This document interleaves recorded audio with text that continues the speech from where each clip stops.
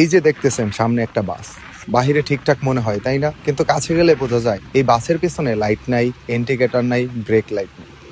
মানে ও ডানে যাবে না বামে, পিছনে থাকা মানুষ আন্তাজেই বুঝবে নাকি? আপনি একটু ভাবেন তো, এমন বাস ফিটনেস পায় কিভাবে?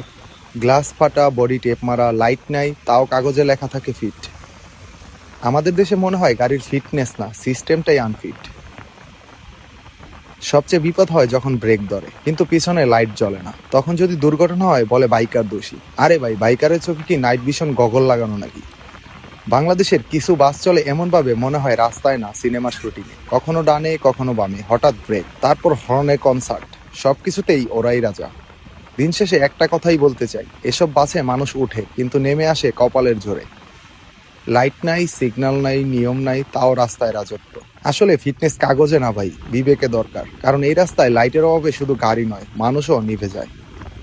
আপনার মতে এদেশে আসলে ফিট কে? নিচে কমেন্টে বলুন।